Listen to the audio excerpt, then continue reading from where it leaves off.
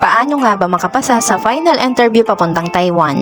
Tara, pasok kayo sa bahay ko. Bago ang lahat, ako nga pala si Abby Bicolana, factory worker dito sa Taiwan. At ito na nga, guys, kapag magwa-walk-in kayo, agahan yung punta sa agency. Pag pinapa-report kayo ng 6 AM, dapat pumunta ka 2 to 3 hours advance. Kasi bawat agency, 50 or 100 person lang ang pinapa-exam nila at interview sa isang araw. Mas maganda, mas maaga kang pumunta para may pag-asang maselect ka. Bago ang interview, mag-practice ka munang isasagot mo sa introduce yourself. Pisaan mo sa pangalan mo, edad, education background, at work experience na related sa electronics company. At kapag wala kang experience about sa factory worker, dugtungan mo agad na willing kang matuto at gusto mo ma-experience makapagtrabaho bilang isang factory worker dito sa Taiwan. Ibigay nyo yung best nyo at ibida nyo yung sarili nyo sa employer. At kapag ikaw na yung isasalang sa interview, tumayo ka ng diretso or umupo ka ng diretso, huwag kang galaw ng galaw, relax, uminga ka ng malalim at eye-to-eye contact sa employer. Straight to the point lang at huwag kang kakabahan. Kasi ang tinatagal ng interview, 5 minutes or 10 minutes lang yan. Kapag may follow-up question, mag-relax ka lang at pwede mong tagalogin. Kasi may translator yan laging kasama during interview. Basta explain mo lang ng maayos kahit hindi ka magaling mag-English, okay lang yan. After mo ma-interview, huwag mong kakalimutan, say thank you and smile. Good luck, tiwala sa sarili, kaya mo yan. Yun lang, please like and follow for more!